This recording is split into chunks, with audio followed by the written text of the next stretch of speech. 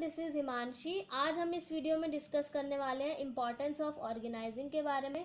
Previous video में हमने discuss किया था ऑर्गेनाइजिंग और ऑर्गेनाइजिंग प्रोसेस के बारे में, तो अगर आपने वो वाली वीडियो नहीं देखी तो आप पहले वो वाली वीडियो देख लीजिए। आज हम डिस्कस करेंगे इम्पोर्टेंस ऑफ ऑर्गेनाइजिंग के बारे में, जिसका पहला पॉइंट बोल रहा है benefits in specialization. In organizing, every individual is assigned a part of total work and not the whole work. Organizing में क्या होता है, हर इंडिविजुअल को जो टोटल वर्क है उसका कुछ पार्ट असाइन किया जाता है। पूरा टोटल काम एक इंडिविजुअल को नहीं दिया जाता है ना। ड्यू टू दिस, इसकी वजह से division of work into smaller units and assignment of units according to the qualification leads to specialization. Division of work, जो भी काम है उसको स्मॉलर यूनिट्स में डिवाइड करके और उसको, उस काम को हर इंडिविजुअल को उसकी क्वालिफिकेशन और उसकी कैपेबिलिटीज के अकॉर्डिंग असाइन कर देना, जिसकी वजह से क्या हो जाता है, स्पेशलाइजेशन हो जाता है। हर इंडिविजुअल जो अपने काम में क्वालिफाइड है, एक्सपीरियंस्ड है, जो उसकी कैपेबिलिटीज है, उसके अकॉर्डिंग वो काम को हम असाइन कर देते हैं एक इंडिविजुअल को, जिसकी वजह से क्या हो जाता है, स्पेशलाइजेशन हो जाता है। तो ऑर्गेनाइजिंग प्रोसेस में यही होता है कि हर इंडिविजुअल को उसकी क्वालिफिकेशन और कैपेबिलिटीज़ के अकॉर्डिंग को काम असाइन कर देते हैं, जिसकी वजह से स्पेशलाइजेशन हो जाता है। तो यही इम्पॉर्टेंस है ऑर्गेनाइजिंग की कि उससे क्या हो जाता है, स्पेशलाइजेशन हो जाता है। तो यही पॉइंट बोल रहा है पहला, benefits in specialization. Then second point बोलता है role clarity. In the organizing function the employees are assigned different jobs and the managers clearly define the jobs. Organizing function में क्या होता है, जो एम्प्लॉयज़ हैं उनको डिफरेंट डिफरेंट जॉब्स असाइन कर दी जाती हैं, और जो मैनेजर्स हैं वो क्लियरली उन जॉब्स को डिफाइन कर देते हैं। और जो जॉब्स हैं, जो इंडिविजुअल को एक जॉब असाइन करी गई है, the jobs are defined on the written document called job description. और उनकी जो जॉब है वो एक रिटन डॉक्यूमेंट में उनको एक रिटन डॉक्यूमेंट दिया जाता है, जिसको क्या बोलते हैं, job description, which clearly spells out what exactly has to be done in every job। जो जॉब डिस्क्रिप्शन क्लियरली बताता है एक इंडिविजुअल को कि उसका क्या काम है और उसको कैसे क्या काम करना है। तो ये है, तो इसकी वजह से क्या हो जाता है, एम्प्लॉयज को क्लियरली उनको सारा काम पता है, उनको क्या करना है, कैसे करना है, किसको रिपोर्ट करना है, क्या करना है, सब कुछ एम्प्लॉयज को पता है, जिसकी वजह से जो उनका रोल है वो बिल्कुल क्लियर हो जाता है। तो ये एक इम्पॉर्टेंस है ऑर्गेनाइजिंग की कि रोल क्लियरिटी हो जाती है एम्प्लॉयज के दिमाग में। ठीक है। थर्ड पॉइंट है क्लैरिटी इन वर्किंग रिलेशनशिप। ये भी वही है कि each manager knows very clearly to whom he can give order and from whom he has to receive the order। the superior subordinate relation is clearly defined in organizing। ये भी वही बोल रहा है जो अभी लास्ट पॉइंट में बताया कि हर मैनेजर को पता होता है कि उसको किसको ऑर्डर देने हैं और किससे ऑर्डर उसको रिसीव करने हैं। तो एक सुपीरियर सबॉर्डिनेट रिलेशनशिप जो है वो क्लियरली डिफाइंड होती है ऑर्गेनाइजिंग में, जिसकी वजह से जो जो रिलेशनशिप है उसमें क्लैरिटी रहती है कि हर सुपीरियर को पता है कि उसको किसे ऑर्डर देने हैं, सबॉर्डिनेट को पता है कि हमारा मैनेजर कौन है। ठीक है, तो इससे वर्किंग रिलेशनशिप बिल्कुल क्लियर रहती है। तो ये एक इम्पॉर्टेंस है ऑर्गेनाइजिंग का। देन फोर्थ है ऑप्टिमम यूटिलाइजेशन ऑफ रिसोर्सेज। जो in organizing function there are few chances of duplication of work because the jobs are assigned to different individuals by clearly defining the job in the job description document।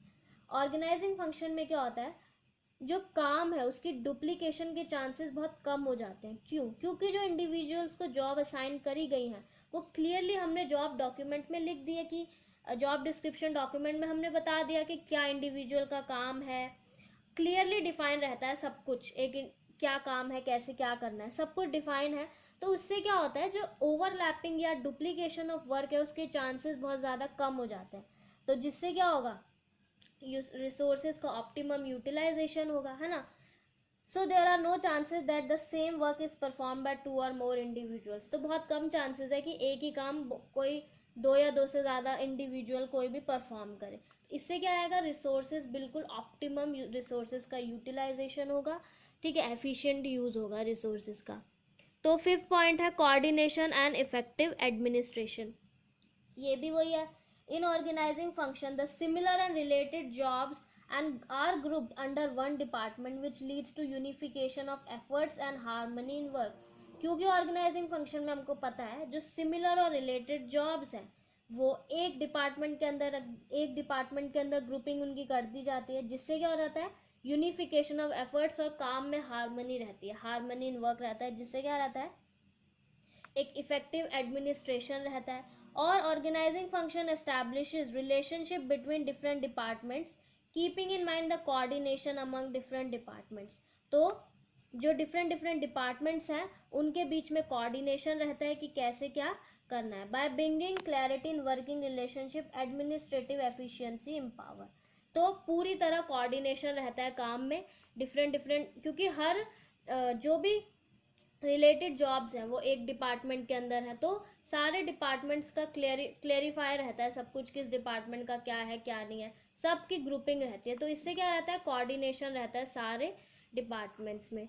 अब है next point, expansion and growth. Expansion and growth क्या बोलता है, with optimum utilization of resources, जैसा हमने previous point में पढ़ा कि ऑर्गेनाइजिंग में क्या होता है, ऑप्टिमम यूटिलाइजेशन ऑफ रिसोर्सेज है, प्रॉपर डिवीजन ऑफ वर्क है, डिपार्टमेंटेशन है, ठीक है। तो हर चीज़ का, रिसोर्सेज का भी अच्छे से यूज़ हो रहा है, डिवीजन ऑफ वर्क भी प्रॉपर है और डिपार्टमेंटेशन भी हमने कर दिया।